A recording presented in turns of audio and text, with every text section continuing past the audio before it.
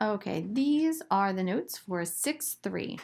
Now, in the previous section, we learned about a parallelogram, and I always started the problem with, this is a parallelogram, and you kind of said, oh, this is a parallelogram, then here's lots of things that I know.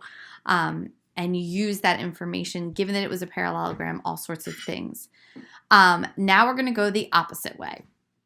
So I'm going to give you a quadrilateral, and you're going to have to determine if it is a parallelogram. And so a lot of these are the converse of the statements you did yesterday. So if you can prove both pairs of opposite sides are parallel, then you can say a figure is a parallelogram based on the definition of a parallelogram. If you can prove both pairs of opposite sides are congruent in a quadrilateral, then you can prove it's a parallelogram. And this is the reason you would write. Okay? You can write abbreviations for it. Don't worry.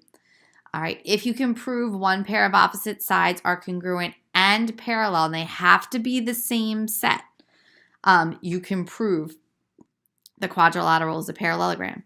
If you can prove both pairs of opposite sides, angles are congruent, you can prove the quadrilateral is a parallelogram.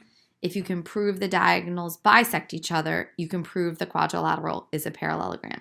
So there are 5 ways, and any one of these ways will work to prove it's a parallelogram. So since I'm not there to draw the pictures for you, I found this and I thought maybe the diagram here. So again, showing both sets of sides are parallel. Both pairs of opposite sides are congruent. Both pairs of opposite angles are congruent. This is the one I was talking to you about on the previous slide. The same set of sides is congruent and parallel. It has to be the same set. You can't say these ones are congruent and the other set is parallel. That does not prove parallelogram. I can show you a counterexample on Monday. And then show the diagonals bisect each other. So you're not going to do all of these. You're going to use that one of these ways. Choose one. Ignore the 8.7, 8.8. That's from a different book. So I have a quadrilateral here, A, B, C, D. And each one is a separate problem. So state the principal definition or theorem that enables you to deduce from the information given that A, B, C, D is a parallelogram. If you want to push pause and go ahead and try this on your own, that might be really worth it. Even if you get it wrong, at least you've tried. Or you might see, oh, you know what, I got part of that right, but oh, this is how I have to fix it. And that'll help you learn it deeper than just listening to me talk through them. So I would try to push pause, work through it with your partner, and then come back and check your answer. All right, over here I have the answer. So in the first one, I was given that BE equals ED. Okay, so that means E must be the midpoint. I know CE and EA are equal. Well, you can use either the first or second slide as your resource for right now until you kind of get used to it, of the different theorems and definitions that help prove something's a parallelogram. This one, when I look at what they've given me, I have shown that the diagonals bisect each other. And you can see how I abbreviated this. If diagonals of a quadrilateral bisect, then it's a parallelogram. So I shortened it up a little bit. You guys know the symbol for parallelogram is just the shape parallelogram. For me, digitally, that's a lot of work. It's easier, faster for me to write parallelogram, but you are welcome to use the shape. In the second one, okay, they told me BAD, so kind of trace your finger along, and DCB, so this angle here, these angles are equal. Well, they're opposite angles. And ADC is congruent to CBA. And those are opposite angles. So I'm going to use the theorem that says if opposite angles of a quadrilateral are congruent, then it's a parallelogram.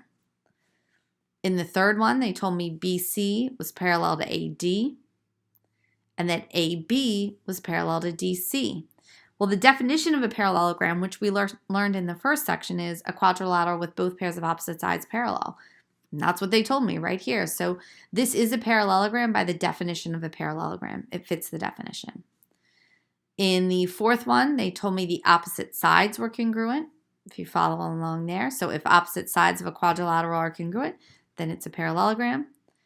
And in the fifth one, they told me BC is parallel to AD and BC is congruent to AD. Again, notice that these are the same set of sides. And so you can see the theorem here. If one pair of sides in a quadrilateral are congruent and parallel, then it's a parallelogram. I should say one pair of opposite. I should put opposite.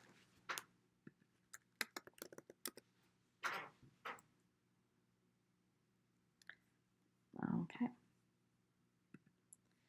All right, in the next one, it says, find the values of x and y for which ABCD must be a parallelogram. And at the bottom, determine whether the quadrilateral must be a parallelogram. So you have a couple options here. Here are the problems. Again, I would encourage you to just try them. Even if you're, not exactly sure and you set it up a little bit, at least pause to try to think through them a little bit before just hearing me talk through them. Again, even mistakes you make is deeper learning than just hearing me talk about it. So I would suggest pushing pause now, kind of working through your thoughts on it first, and then you can come back and either check your answer or be guided a little more. But please think about it first. So pause now. All right, in order for this to be a parallelogram, 8x plus 12 is going to have to equal 10x minus 24 because in a parallelogram, they bisect each other. And then the other equation would be 2y minus 80, not 180, equals y plus 9, because again, the diagonals would have to be equal to each other.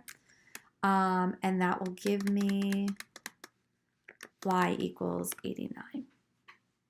Subtracting y from both sides, adding 80 to both sides.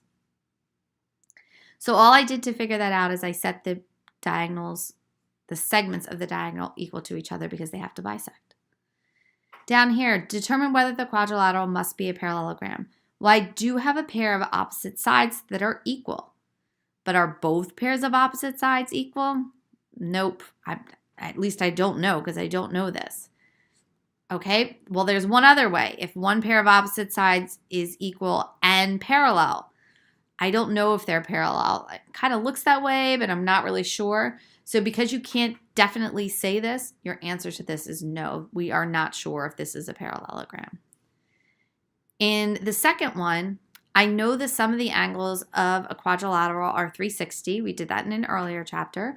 And so what I did is I took 360 and I subtracted each of the other angles and found out that that left me with 105 degrees for this angle right here. Well, now that I know this is 105, I can see that both pairs of opposite angles are congruent. So yes, I can conclude this is a parallelogram.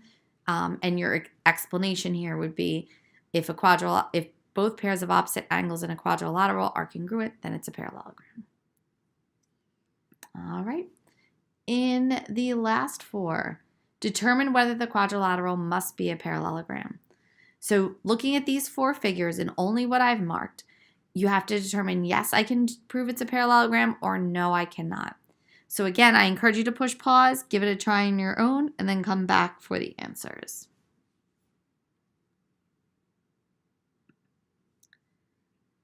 All right, in the first one, yes, we can see that because if in a quadrilateral, the diagonals bisect each other, that is shown here, then it is a parallelogram.